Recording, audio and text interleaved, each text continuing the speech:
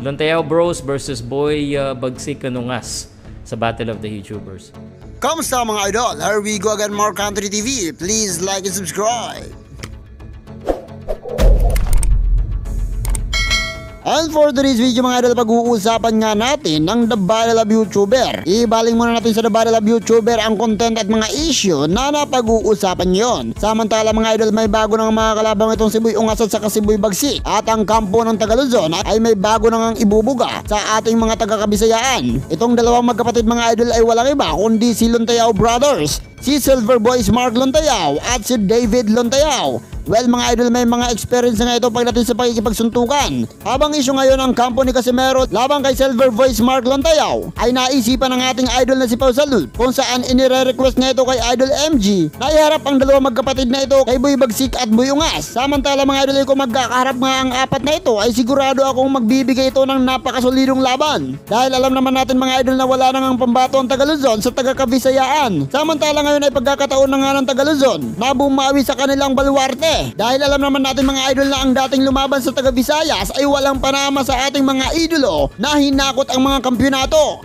Samantala mga idol ay matunog nga ngayon ang usaping Boy Tapang versus Boy Ungas. Ngunit mga idol ay naglabas na nga ng statement ng The Battle of YouTuber at sinabi ni Idol Makagago na hindi pwede ang dalawa. At ang sabi nito, update, nagiinit na umano si Boy Ungas na makaharap si Boy Tapang Vlog sa suntukan ng mga sikat. Pero ayon sa payag ni Boss MG, hindi ito mangyayari dahil pareho ito nasa Team Visayas. Inihiling ng mga netizen at mga fans na sana mangyari ito kahit sa isang exhibition match lang. Gusto nilang malaman kung sino nga ba sa dalawa ang magdudumina ayon sa mga netizen, at siguradong madami ang manonood nito kapag nagkataon. Ano ang masasabi nyo? At yun na nga po mga idol ang pinahayag ng The Battle of YouTuber na hindi nga pwede itong si Boy Tapang at saka si Boy Ungas ang magkaharap sa lona. Kaya naman may pagkakataon na may makalaban na nga ang Team Visayas na Taga Luzon na sigurado mabibigay sa kanila ng pigati. Dahil ito ay sila Silver Voice at David. Samantala mga idol, sa sariling opinyon ko lang ay magbibigay nga po ang The Battle of YouTuber ng napakagandang match. At ang lahat ng kukunin nilang manlalaro ay marunong makipagsuntukan. Ay sigurado akong mabubusog ang mga manonood at talaga nga namang tatangkilikin ang The Battle of YouTuber. Lalo na't kaabang-abang mga manlalaro na talaga nga namang may maibubuga. Hindi kagaya ng mga nirecruit nila ngayon sa The Battle of YouTuber Season 2, puro dada lang ng dada. Samantala kung mangyayari ang ating mga inaakala, ay sigurado akong isa sa mga susunod na tatangkilikin ng mga manonood.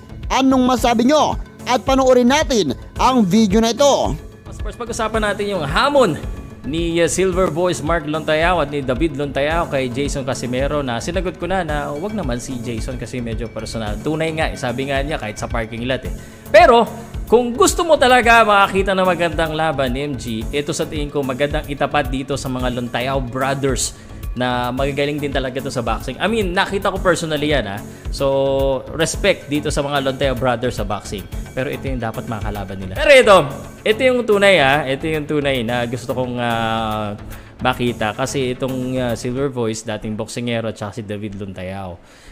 Kagaya ni Jason, dating boksingero. Pero tingin ko itong dalawang boksingero na ito, Lontayao Brothers, mas very interesting kung itapat mo ito dun sa kay Boy Ungas at saka kay Boy Bagsik, nakakapanalo lang. Ito talagang dalawa na ito, ang dalawang maangas ng Luzon at magaling pa sa boxing na pwede talagang i-match up. I mean, kung mapapanood nyo yung kanilang sparring session at saka yung mga laban nito ni Lontayao at saka ni David Lontayao, iba to kung bumira ng suntok. Kaya kung ako nga hamunin ng dalawa na ito, wag na lang. Kasi mabubugbog ako. At hindi talaga tayo pang boxing, pang analysis, prediction lang tayo. At ito, makikita nyo ng konti, forward ko ng konti lang para makita ng mga tao kung gaano kalupit talaga itong magkapatid na to malupit talaga sila sa boxing. Walang biro. Talsik pa yung tingin ko siseryosohin talaga nila pag sakaling talagang bubugbugin nila kung sino man yung makakatapat nila. Unless ang makakatapat nila, sinasabi ko sa inyo, yung Boy Ungas. Although hinahamon yata yung Boy Tapang. Wag na yan, parehong Bisaya Mas maganda pag ituloy natin yung Bisaya versus Luzon. So Lontayao Brothers versus Boy Ungas and Boy Bagsik. Mas dalawang maliit yung boksingero, pero tingin ko pareho sila ng energy at tingin ko may palag yung dalawa at itong dalawa din. It will be a very interesting fight, at kung gusto natin ng very entertaining fight, ito talaga. At least parehong may laban. At makakatulong din kina Silver Voice dahil syempre pag napunta ka sa Battle of the YouTubers, sumisikat ka eh. At ito tunay na maangas at tunay na maibubuga.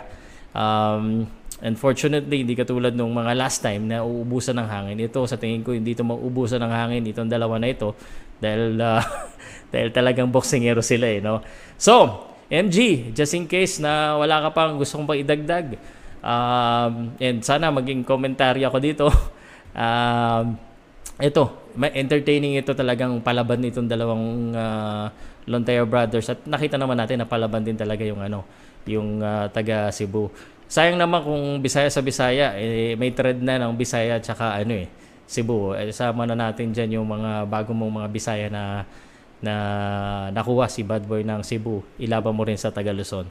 Anyway, pausalud pa ako ka sports. Ano po sa tingin niyo? Ay, pa ako ka sports tuloy. Dito lang ako sa aking personal channel.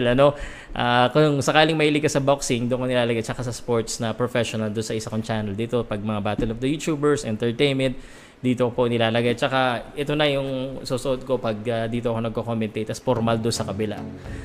Pero ano sa tingin niyo sa suggestion ko? Lontaya Bros versus Boy Bagsik Kanungas sa Battle of the YouTubers. Magandang laban to sa tingin ko. Sana panood nyo mga idol, ano ang masasabi nyo? Pumapayag ka ba na maipasok ang dalawang ito sa The Battle of YouTuber? At ano kaya sa tingin nyo ang mangyayari kung sakasakaling maglaban nga ang apat na ito?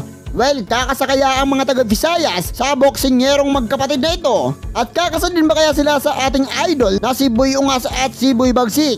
Mag-comment lang. At hanggang dito na lang tayo mga idol, at kung nagustuhan mo ang video na ito ay naanyayahan kitang isubscribe ang ating channel. Ako ay nag-upload ng isa hanggang 2 video araw-araw. At ang susunod na video na i-upload natin ay ang inaantay nyo. Maraming salamat. Goodbye. At balik. Siyempre mga ungas, alam nyo naman na marunong talaga ako mag-backflip di ba? Nakita nyo naman. At siyempre, gusto kong malupit talaga na backflip, di ba, Del? No, ganda yun. Ito na lang. Isa lang mga ungas, ha? Grabe na, na yung boses ko, parang nasobrahan na talaga. Nasobrahan na sa pagmamahal sa'yo.